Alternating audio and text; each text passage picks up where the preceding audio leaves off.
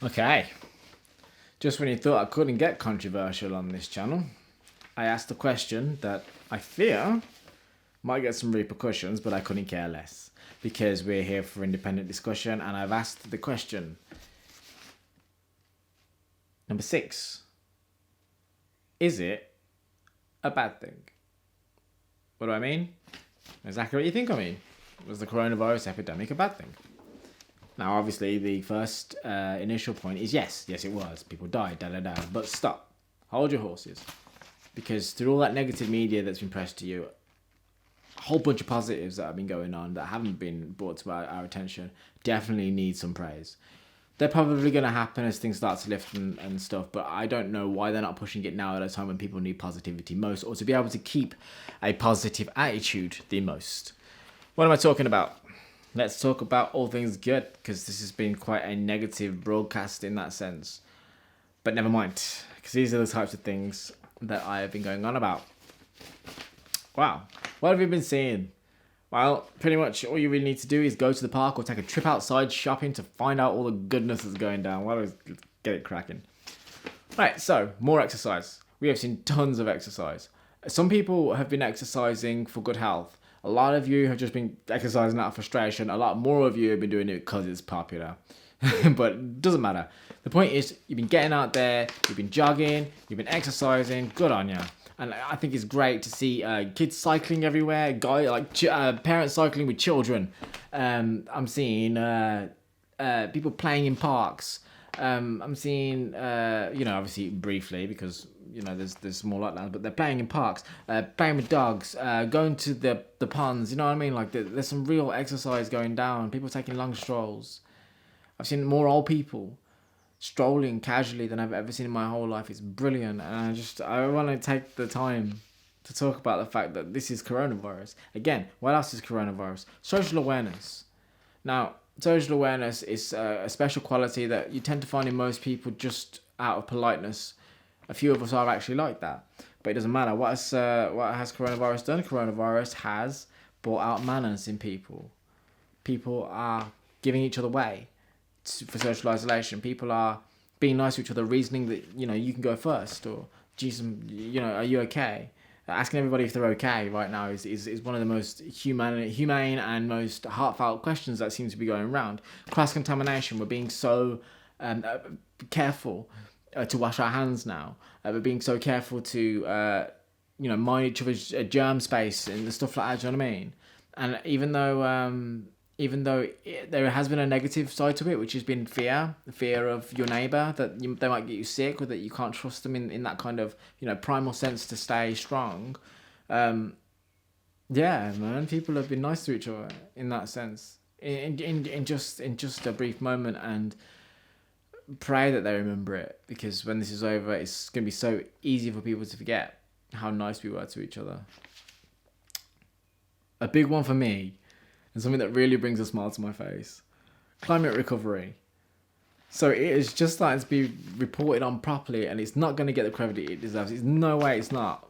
But seriously, the climate, I mean, man, people are celebrating. I mean, what are they called? That I wish I remembered it now. The people that did the climate protest in London. I'm so sorry, I forgot the name of the group.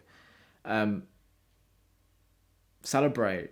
So I heard a few things, confirmed obviously, but these are a few things that have happened since the world has decided to press pause and everyone's gone inside and we've stopped using so much pollution. Pollution is down. Do you know what I mean? We're not flying as much. We're not using cars as much. We're not littering as much, if you think about it, because even though we might be using more plastics probably from just buying loads of junk food. I'm assuming junk food might be up there. Who knows? I don't think many people are paying too much attention to their health like that. We're not going to be out littering because we're going to be inside where our bins go. Carbon emissions have been cut. I have heard that carbon emissions are down by a phenomenal amount. Now that, like I say, transportation is down, factory work is down. It's brilliant. And the way that they've reasoned it apparently is the emissions that were cut are significant enough to suggest that it would only take a matter of weeks for us to have a fundamental carbon emission worldwide impact if we just did this Sorry, I'm going to get too gassed. Venice. So I heard apparently Venice, the Venetian waters, because Venice is submerged in water, one of the things that's come out of it for tourism is that they have boats that they row about for people to do the Venetian romance tour on, and because they've stopped trudging up all the mud using the oars and start pulling up all the mud, the Venetian waters have been able to settle. Apparently, you can see through them, because people have just stopped messing with the water and disrupting the water system. So now it's gone really clear. There's clear waters more, I'm assuming, everywhere. Yeah, man, it's a beautiful time. It's a really beautiful time to see the positivity that's come from coronavirus, and I would be a terrible person if I didn't ask, is it a bad thing? Because yes, it's a bad thing, but we never look for the good in the bad. We always focus on the bad. We as a society are just so fixated on the depressive and the bad, and even when we're not, the media around us and the government around us exacerbates those feelings. Remember the good that came from it. Remember all the smiles that you had in between the fear and the misery, please. Like, we went and clapped. Fair enough, the claps for NHS has a two-sided coin to it. I'm sorry I keep saying that. I will get to it. But the fact of the matter is that every week at 8 o'clock, we went out and we all said thank you. We were genuinely, most of us, thankful that the NHS were doing their work. That's real love right there, man. That's real love for a pure organisation doing something. And yeah, I just... there's been so much positivity, and for me, and by the way, if you didn't know by now, I'm a Wamble, recycling, the lot. If I could draw on the perspective of what I would want to see in this world and what I want to achieve in this world on behalf of the planet, it is fundamentally, profoundly moving for me to see this happen, to see an example of it in such a devastating time. Obviously, I'm not going to just play it down, but it's real. So yeah, and this by the way would be the one video that I'd send. I'll try and get viral because people just forget. People forget the beauty. And I'll include in this one. Now you can't see this on the TV, so what I'm going to do is I'm going to show you my laptop very quickly. Come with me. Have a little peek around my house. Have a look at that. Alright. Oh, can you see that? No, you can't. Alright, there you go. Right, so, look at my arrow. What's my arrow pointed to? My arrow is pointed to the recovery rates. I also have a second arrow, which is pointed to the active cases. Now, I'll be very careful because I'm very quick because I don't want people to start feeling like they're wobbling along with me. But the recovery rates, I'll just hold it there so you can see it. And I'm going to hold down on this bit as well so you can see the active cases. And there is the website that I got it from, by the way. It'll be in the description as it is written.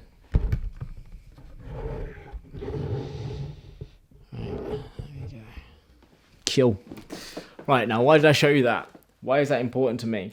It is important to me because it's the thing that's unreported the most. I'm going to read it off to you. These are the rates for today, by the way. It was today as of this morning. This worldometer.com is everybody's going to be arguing about where the most reliable source is, but it's the source that has had the most consistent rates for recoveries, deaths, and stuff, and coronavirus cases that have been cited as factual around everybody. So whenever they're quoting the death rates to you, it's pretty much on cue. When they've been quoting the coronavirus case to you, it's pretty much been on cue. It breaks down for countries as well. It's very significant in its rates, and but it also breaks down those numbers into percentages. And it's always been consistent. It hasn't changed yet. And I'll read it for you. You obviously can go online and see this. So we've got 2,734,102 coronavirus cases, quite a bit, but compared to 6 billion, it's quite small. Just going to hold it there. That one I won't talk about though, because coronavirus cases that people have, generally speaking, that's most likely to be the least accurate number, mainly because not a lot of people report it. Not a lot of people go to the doctors. Not a lot of people even know they've got it, which isn't a terrible thing. It means that your immune system is absolutely awesome. Death rates, 191,189. That's collectively, by the way, this is all for 200 countries, 200 odd countries.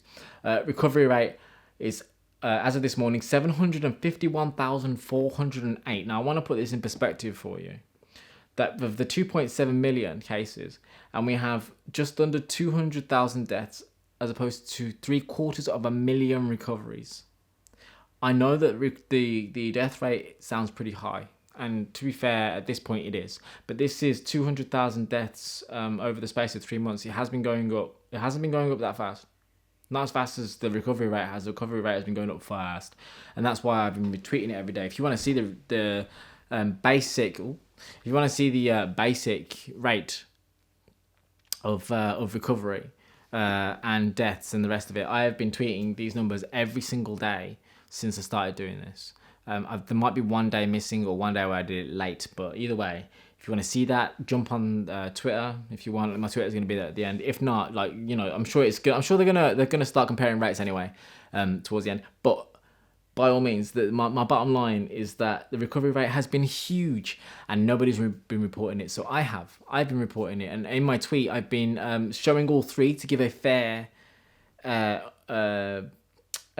representation of the news of you know, obviously we're not just doing too much positive, too much negative, we're blending it. But my tweet was highlighting the recovery rate and highlighting the things that people can do to stay inside, my 5 golden rules, which,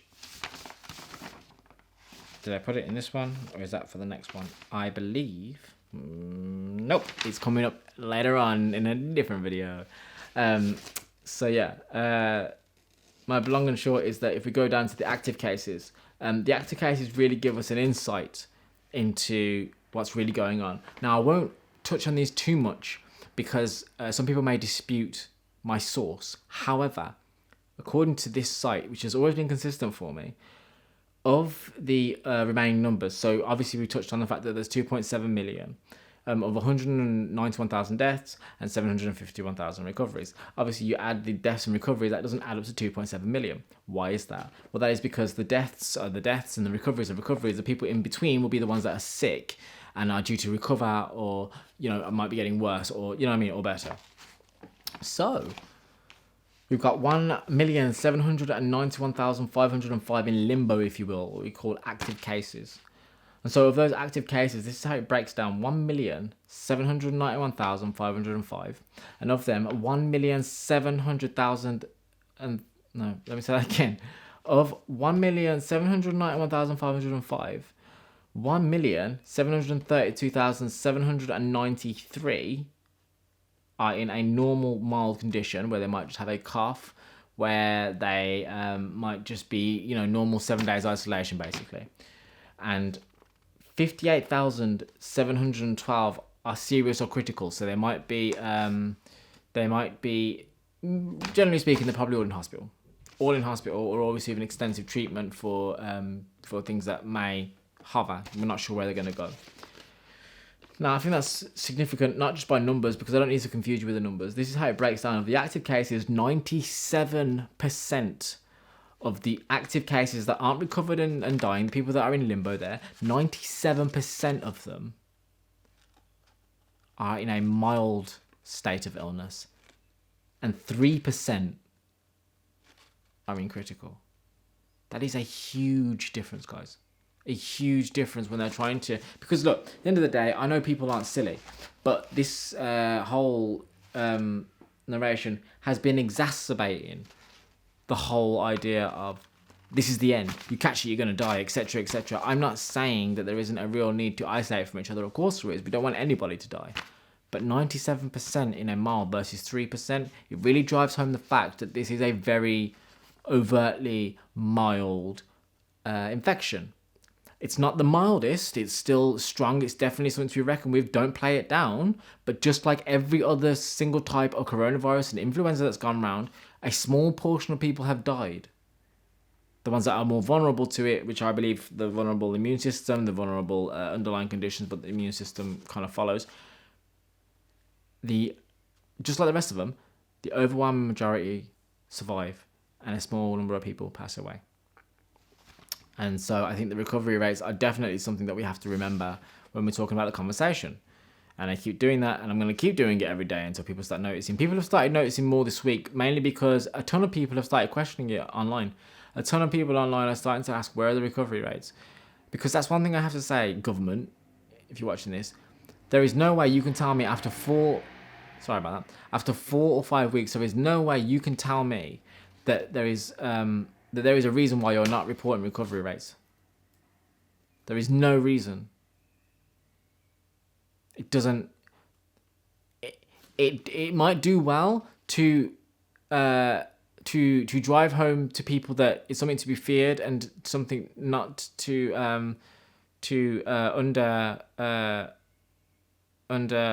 something to play down by initially telling them who's dying and initially telling them that this is a serious thing. But